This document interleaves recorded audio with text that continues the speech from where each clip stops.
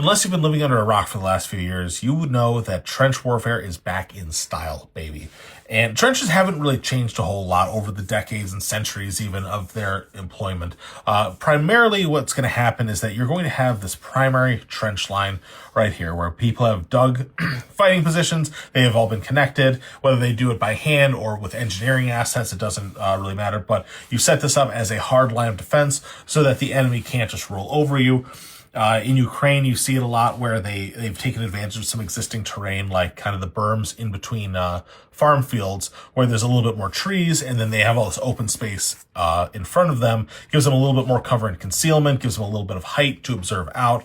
But you can, adapt it as needed based on the terrain. But you should be taking terrain into consideration so that you can get a good trench network. So this primary trench design almost always has this jagged approach. And it doesn't have to be this like blocky right angle, but it should be broken up in some form, whether it's just, a sharp turn here and a sharp turn there. And the reason we do this is to protect the guys inside so that if, an enemy hops in with a machine gun, suddenly he doesn't have the ability to just hammer down the entire line with a single burst of ammunition, killing all the defenders there. Or if a grenade gets thrown in one area, it is contained in the blast and it doesn't send shrapnel going down the whole area. Additionally, if the enemy comes in and they are going through the assault, even if our guys withdraw completely and go back deeper into the line, it's going to slow down an enemy approach because they're going to have to clear the corner and clear the corner. They're not going to be able to just see plainly that there's no threats down there. So making a little bit of a zigzag, broken pattern in that front trench line is very important to the overall security of the trench. Ahead of that, you're going to have your obstacles and early warning stuff. This is going to be your barbed wire, your mines. You may have, trip flares, whatever you want to do to alert you that someone may be coming either at night or in bad weather.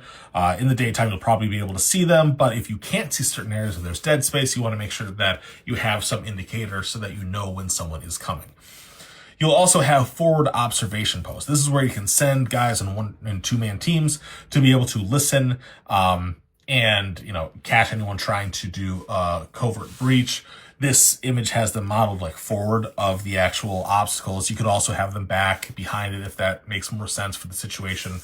But the point is that you have that forward observation to support the obstacles so that, when the enemy shows up, everyone on the line can be ready because the observation posts alerted them ahead of time. Now, after you get all that stuff taken care of, then you start working backwards. And this may not happen all the time, depending on the situation, terrain, how much time you have, the assets available. But typically, you want to put important things behind the line. Ammo caches are a big one, because if you have a big stack of ammunition up here, that's a target. It can be exploded. It can be captured and seized by the enemy if they assault. You want to make sure that the ammo is in a place that it can be used to resupply the front line, but it's not in immediate danger itself. Similarly, you want to make sure that you have a latrine or a trash area so that guys are not using their primary trench for that purpose, because that is an invitation for disease and rodent infestations, all sorts of problems that you just keep all that stuff back as best you can. And then as you get farther back, you can have extra areas for, like, if you want to rotate guys off the line. This was very common in World War I, where you just have guys coming in, guys coming off, guys in, like, standby areas where they're not immediately on the line, but they're ready to go support and be in reserve.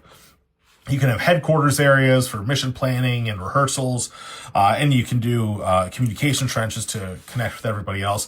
But as you go back, naturally, not everything needs to be as deep and as fortified as that initial primary trench. As you go back, it can mellow out, so it's, they're not going to be as deep, they're not going to be as intense, but it's still deep enough so that you can get behind a berm and get some cover if you start getting attacked. Lots of ways to do this. Naturally, you should be connecting it between fortified areas, but trenches get very complicated very quick. You can do as much or as little as you want. The big thing is, though, the bigger you make it, the bigger of a target you make it. And if you're putting all this work into a trench network and there's a way for the enemy to bypass you around a hill or something and flank you, it's probably not worth fortifying to like full World War I standards.